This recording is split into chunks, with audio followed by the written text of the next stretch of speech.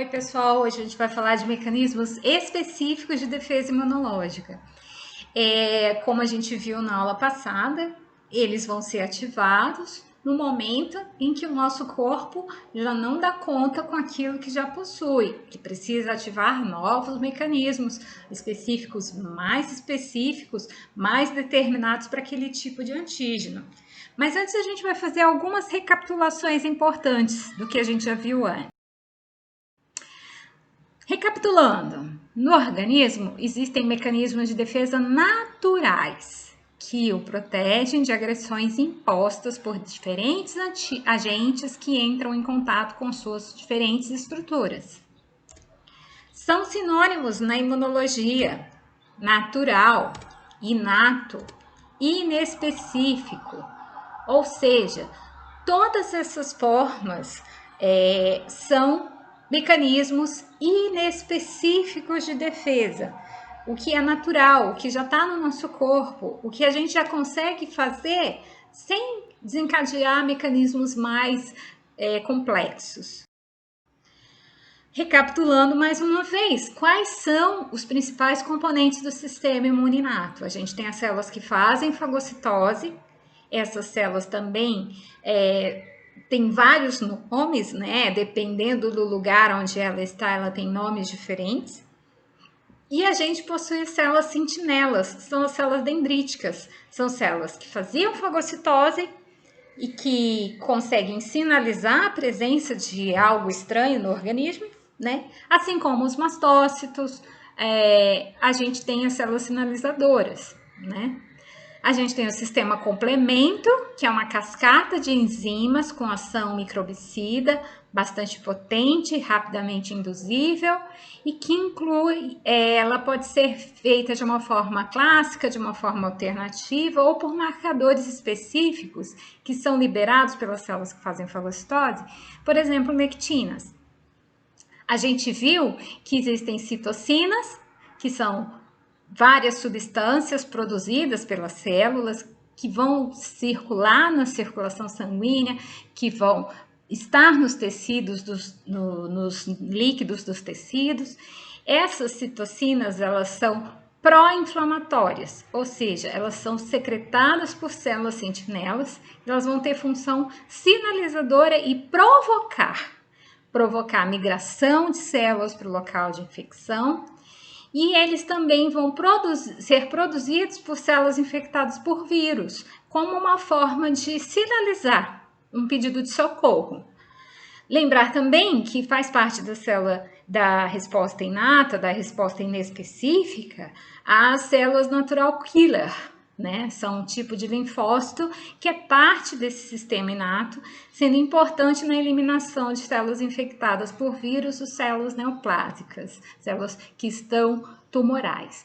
Mas lembrar que as células natural killer, elas são a última instância da resposta inespecífica. Como que isso muda? Vamos pensar em nosso corpo como um ecossistema, né? E como todo bioma, ele evolui, ele se adapta a cada mudança que acontece, né? Então, entrou um antígeno, provocou uma mudança. Essa mudança vai provocar uma adaptação, né? E essa adaptação precisa ser mais específica para aquilo que está acontecendo, né? Então, são sinônimos também na imunologia. Quando eu falo o termo adaptativo, eu estou falando de algo adquirido, algo novo para o meu corpo, algo específico. Então, quando eu estou falando de mecanismos específicos de defesa, eu estou falando de mecanismos adaptativos, de resposta adaptativa, de resposta adquirida. Então, no nosso sistema imune, a gente tem duas linhas de defesa. Uma que é inata ou não específica e uma que é adaptativa ou específica, que protege se ela tiver uma reexposição, uma segunda exposição. Nesses dois mecanismos de defesa, a gente tem componentes celulares e componentes humorais. O que isso quer dizer? A gente tem células que atuam diretamente na defesa e existem substâncias que são produzidas por essas células para funcionar também nos mecanismos de defesa. No mecanismo inato ou não específico, que a gente até falou na aula passada, a resposta é um pouco rápida, né? Em mais ou menos 4 horas depois da entrada do antígeno no organismo, eu tenho todo o processo inespecífico já desencadeado e ele pode dar conta do que ele precisa eliminar nessas primeiras 4 horas de exposição ao antígeno. Então, a gente geralmente, quando tem a resposta inespecífica desencadeada, a gente nem sente o que a gente chama de sintomas, porque não dá tempo da gente perceber que o nosso organismo está eliminando o antígeno, né? Mas isso tudo já aconteceu, foi tudo muito rápido. O mecanismo específico, ele tem uma resposta um pouquinho mais lenta, porque ele vem depois do inespecífico. Ele é uma consequência da incapacidade do mecanismo inespecífico de eliminar o antígeno. Então, ele ocorre mais ou menos 96 horas depois que o mecanismo inespecífico começou. E aí, ele demora um pouco mais para ser concluído também. Então, quando eu falo de imunidade adaptativa, eu estou falando de algo que aconteceu caso os mecanismos naturais não sejam suficientes para a eliminação do antígeno. Ou,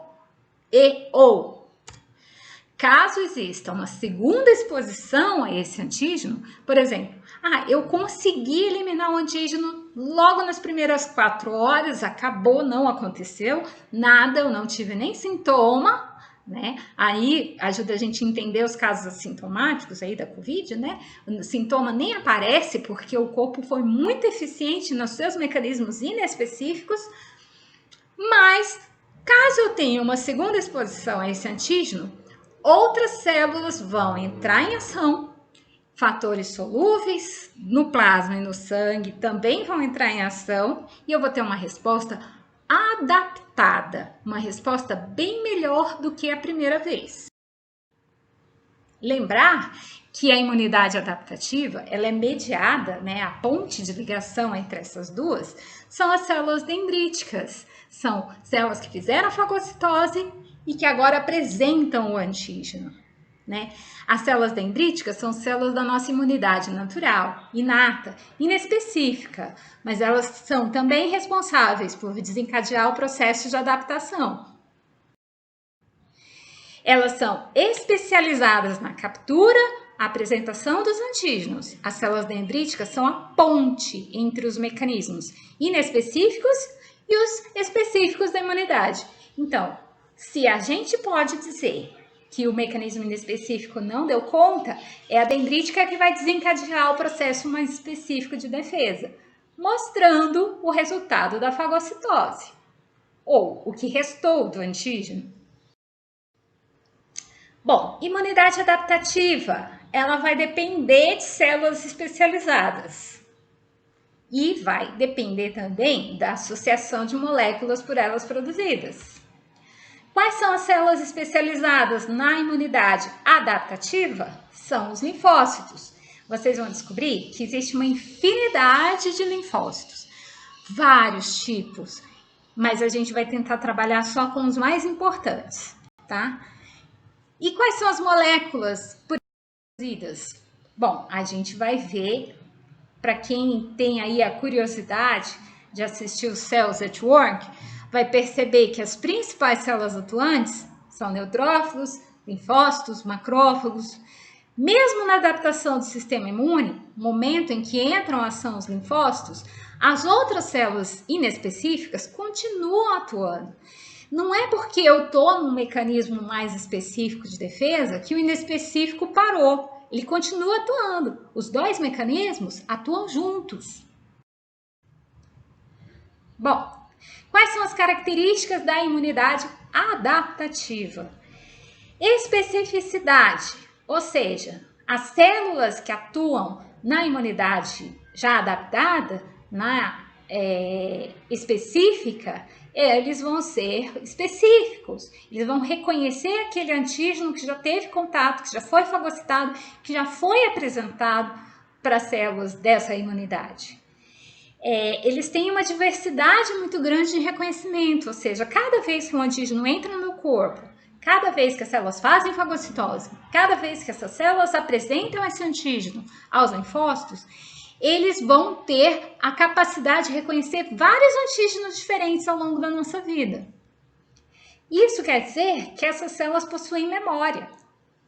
Cada linfócito que reconhece um antígeno, ele vai formar uma memória específica. Daqui a pouco a gente fala como que essa memória se forma.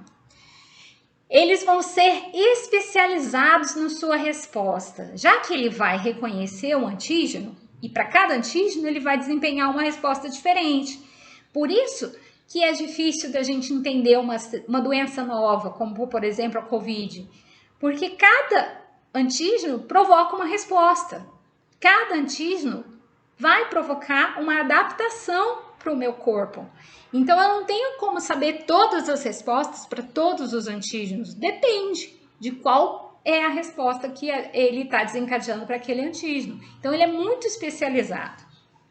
Ele tem a sua autolimitação. O que quer dizer? Se o antígeno é novo, ele vai desencadear uma resposta que ele ainda nem sabe qual é. Então, ele vai ser limitado a já conhecer ou não aquele antígeno que ele está sendo exposto.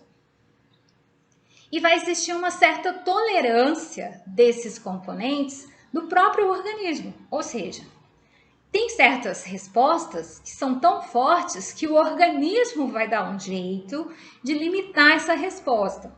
Uma das características que a gente vê no caso, por exemplo, da Covid, que já foi publicado em alguns artigos, é a chuva de citocinas.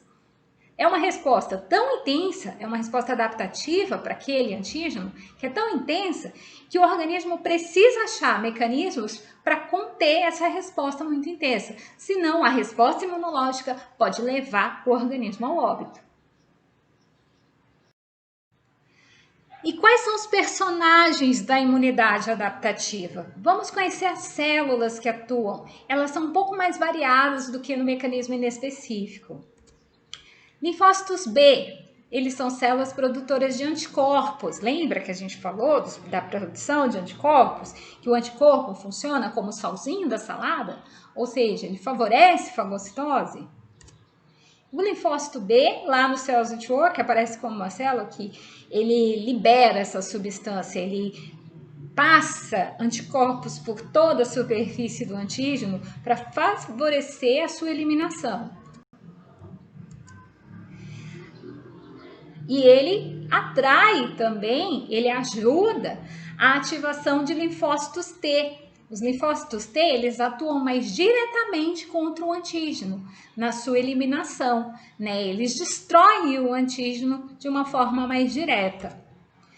Os linfócitos T, eles podem ser classificados como T helper, que em alguns textos vai aparecer como TCD4.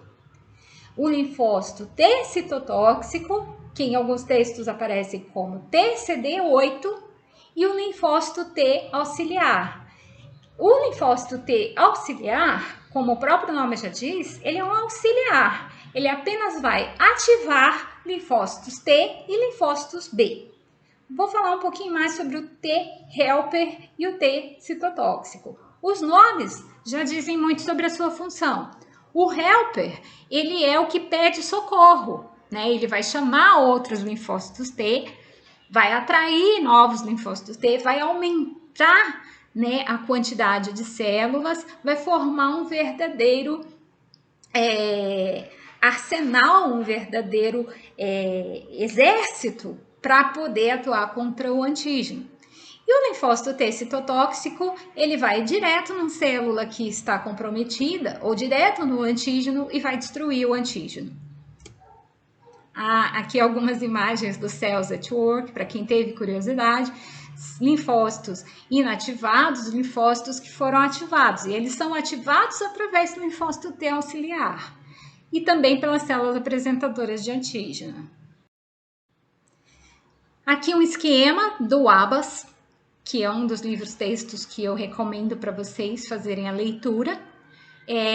Eu tenho uma parte da imunidade inata aqui à esquerda e uma parte da imunidade adaptativa à direita. células que atuam na imunidade inata, células que atuam na imunidade adaptativa. Veja, o linfócito B produzindo anticorpos, esses anticorpos se ligam à superfície dos antígenos, favorecendo fagocitose. E linfócitos T que se ligam ao antígeno e destroem eles efetivamente, de uma forma mais direta. Aqui embaixo, vocês vão ver uma escala de tempo. Quando eu estou sendo atingido por antígenos, nas primeiras 12, 13 horas, o meu corpo vai ter a resposta inata, a resposta inespecífica. Pode ser que todas essas respostas inespecíficas sejam suficientes para eliminar o antígeno. Eu não chego a sentir sequer os sintomas, ou são sintomas muito brandos. E o que são os sintomas? É o meu corpo tentando retirar o antígeno. Agora, se as minhas respostas inespecíficas, minhas respostas inatas não forem suficientes, a imunidade adaptativa vai ser ativada, vai iniciar um processo de adaptação. E aí isso vai correr ao longo de um processo inflamatório que dura até 7 dias. Então, 7 dias é o tempo que o organismo ainda está lutando para eliminar o antígeno. São 7 dias em que você vai ter os sintomas de uma inflamação. Quais são as etapas dessa imunidade adaptativa? Vamos de uma por uma. Primeira etapa, capturar e digerir, fazer fagocitose. Né? A célula vai pegar o antígeno, vai colocar dentro do citoplasma. Dentro do citoplasma vai formar uma vesícula cheia de enzimas. Essas vesículas cheias de enzima formam fagossomo. Ele vai ser reduzido quimicamente por essas enzimas e aí vai ser eliminado. Pode ser eliminado totalmente se for uma resposta inespecífica, uma resposta inata e acabou, não tem mais nada para fazer. Ou pode ficar na superfície da célula e ser apresentado para outras células, desencadeando um processo mais específico. Então, primeira fase da resposta adaptativa é a capturar e digerir o antígeno. Isso é feito pelas células fagocitárias. Tem vários tipos de células fagocitárias que a gente viu ao longo das nossas aulas. Elas modificam o antígeno no processo de digestão para que os resíduos desse processo de digestão sejam expostos na superfície da membrana. A célula mais especializada nessa função é a célula dendrítica. No entanto, qualquer célula fagocitária é capaz de executar essa função de apresentar os antígenos. Logo em seguida, fez a fagocitose, vem a apresentação do antígeno. São colocados peptídeos desse antígeno na superfície da membrana da célula que fez fagocitose. E esses peptídeos vão ser reconhecidos por outra célula. Esse reconhecimento forma uma estrutura de chave e de fechadura, ou seja, um vai encaixar perfeitamente. Um peptídeo da superfície da célula que fez fagocitose vai encaixar perfeitamente na superfície nesses peptídeos da célula que está reconhecendo. Essa célula que está reconhecendo provavelmente vai ser um linfócito.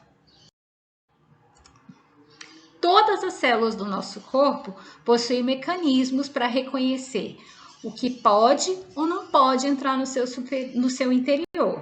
O que são? São receptores de membrana. Eles se ligam, reconhecem e veem se é ou se não é. É meu, não é. Self, não self. E eles possuem mecanismos para reconhecer as células próprias do corpo e as células que possuem algo errado ou que não são do corpo, né? Esse mecanismo é o que a gente chama de MHC, né? Mecanismos de reconhecimento. E o que é um MHC? Ele não foi traduzido do inglês, o termo MHC, mas se a gente fosse traduzir, seria um complexo principal de histocompatibilidade. E o que é compatibilidade? Né? Eu fui lá no dicionário e busquei a denominação do que é compatibilidade. É a qualidade do que é compatível, que coexiste, que concorda com o outro, conformidade, semelhança, compatibilidade de cargos, de gênios, estado das coisas que estão de acordo, compatibilidade de horários. Então, tudo que a gente fala que é compatível, por exemplo, eu não posso ir lá na loja comprar um cartucho de tinta para minha impressora, qualquer um. Eu tenho que comprar um cartucho de tinta que vai ser compatível com a minha impressora, ou seja, que ele vai encaixar lá e que ela vai entender que é dela e ela vai funcionar. A mesma coisa, por exemplo, eu tenho uma cafeteira em casa, uma cafeteira daquelas que funcionam com um sachêzinho específico. Se eu botar outra marca nessa cafeteira, ela não vai funcionar, porque ela não é compatível. A mesma coisa acontece no nosso corpo. A histocompatibilidade é a compatibilidade ou equivalência entre células, tecidos e órgãos. Para sabermos um pouco melhor de histocompatibilidade, é preciso entender por que existem essas diferenças de genes entre os seres humanos. Então, assim, a gente sabe que cada um tem uma carga genética que nos dá as características que nós temos de sermos tão diferentes, tão variados. Essa histocompatibilidade acontece no interior das nossas células e faz com que as minhas células não reconheçam as células de uma outra pessoa e deixem permanecer no interior do meu corpo essas células. Esse é o princípio básico, por exemplo, do transplante. Eu não posso receber qualquer órgão de qualquer pessoa. Ela tem que ser compatível geneticamente comigo. E é o que faz o nosso corpo entender tudo que é estranho que entra no meu corpo. Esse grupo de genes é chamado de complexo principal de histocompatibilidade, MHC, do inglês Major Histocompatibility Complex. Esse grupo de genes é comum a todos os vertebrados e tem um papel importante no sistema imunológico e na determinação da identidade biológica de cada um. Então, cada célula possui proteínas na sua membrana que fazem com que o corpo identifique o que é seu e o que não é seu. Então, a segunda fase da imunidade adaptativa é a apresentação do antígeno após se digerir na superfície das células fagocitárias. As outras células vão reconhecer o MHC e vão perceber que existe algo de errado. A etapa vai ser a migração. Reconheceu que tem alguma coisa errada, as células ativadas elas vão migrar para gânglios linfáticos. Lembra dos gânglios linfáticos que a gente falou lá na aula sobre os órgãos? Então, esse evento também desencadeia proliferação clonal, ou seja, as células vão se proliferar lá no interior desse gânglio linfático. Lembra do exame clínico que o médico faz? Que ele apalpa o pescoço para ver se tem alguma coisa errada? Está procurando o gânglio inchado, como tem aí nessa imagem. Os gânglios do pescoço, da axila, da virilha, popularmente conhecidos como íngua. Eles são características de que uma inflamação, um processo de resposta imunológica específica está em andamento.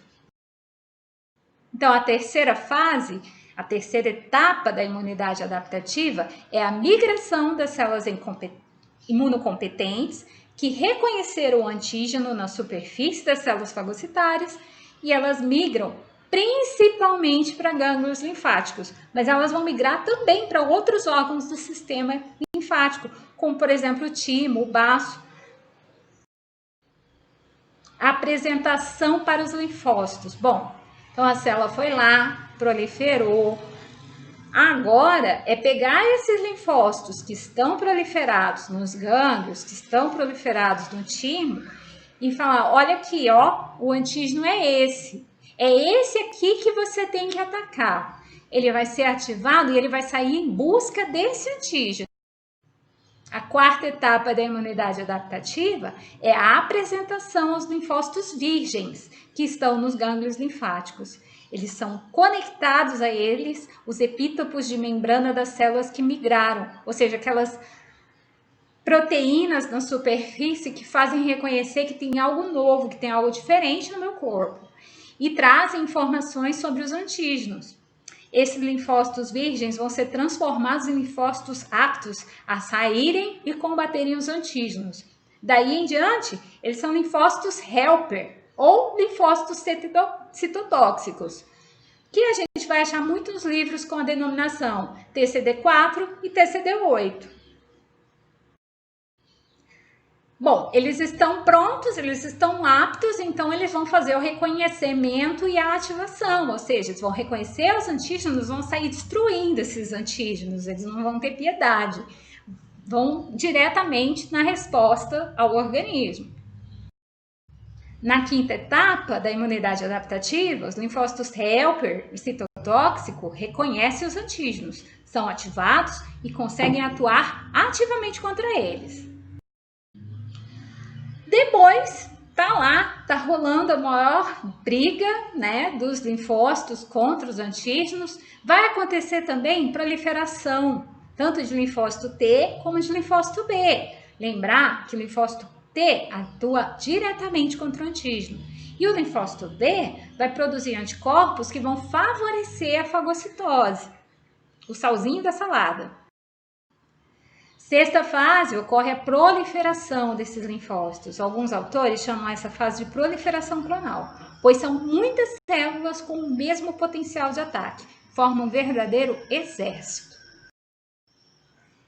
Feito tudo isso, ao mesmo tempo vai estar tudo acontecendo junto, vai ter a liberação das citocinas. Lembrar, o que é citocina mesmo, gente? São sinalizadores, são sinais que vão atrair mais e mais células para o local da infecção e da inflamação.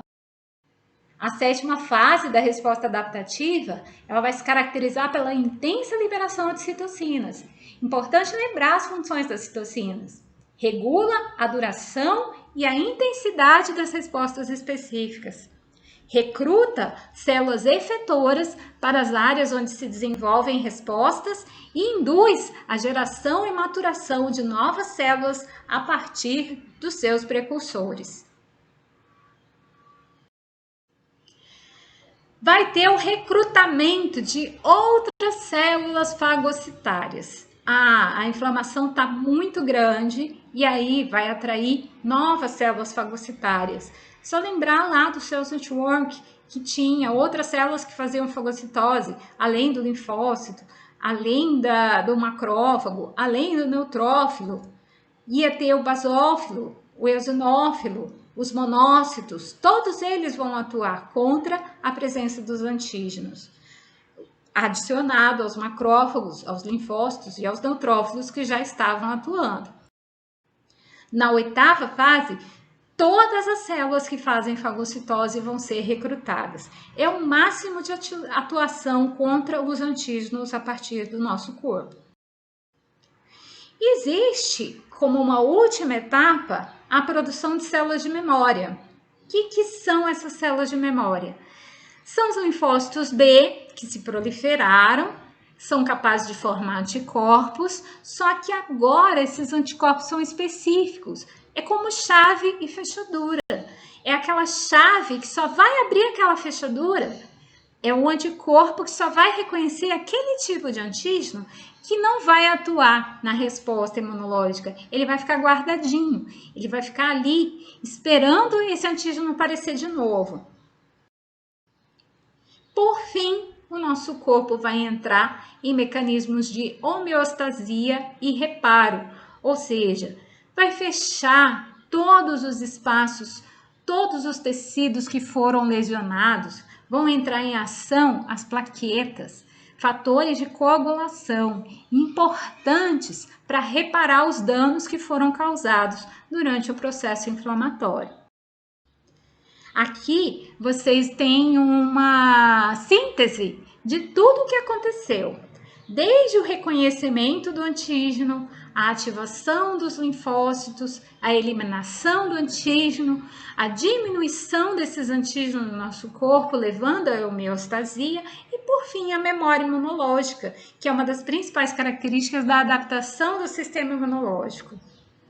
Então, as células apresentadoras de antígeno, alguns dias após a exposição do antígeno, eles vão formar mecanismos específicos, essas células vão produzir anticorpos, eu vou ter células efetoras se diferenciando, se proliferando, eu tenho uma expansão clonal, ou seja, eu tenho um monte de células se dividindo e proliferando no meu corpo, células de defesa.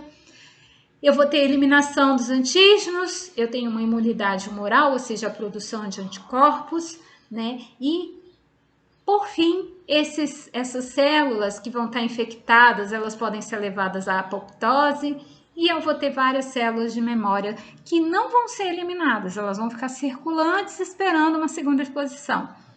Na segunda exposição, pode ser que eu nem tenha sintomas da doença, porque a resposta vai ser muito rápida e muito efetiva. Vejam que o processo, todo esse processo que a gente chama de resposta inflamatória, pode ser resolvido já no 7º dia, mas ele pode chegar também até 21 dias de luta do corpo para reduzir essa inflamação, tá? Até 21 dias. Então, dura bastante tempo. Agora, a memória imunológica, cada antígeno vai provocar a formação de células imunológicas de memória que vão ter tempo de duração diferentes conforme o antígeno. Então, por isso que, por exemplo, a gente, quando tem uma doença, a gente não sabe quanto tempo a gente vai ficar imune a ela. Uma forma de formação de células de memória é a imunização passiva. A gente vai falar sobre isso mais no fim da disciplina, nas próximas aulas, que é sobre soros e vacinas. A vacina, ela provoca essa formação de células de memória de uma forma mais passiva. Eu não tenho tantos sintomas como na exposição ativa ao antígeno. E cada antígeno provoca uma memória que demora, né? Tem um tempo de duração diferente. A COVID, por exemplo, ninguém sabe muito tempo. Quanto tempo vai durar a memória, a exposição ao COVID para aqueles que se salvaram, né? Aqueles que se recuperaram da doença. Então, pode ser que demore meses, pode ser que demore anos, ainda não se tem ao certo quanto tempo essa memória imunológica vai durar.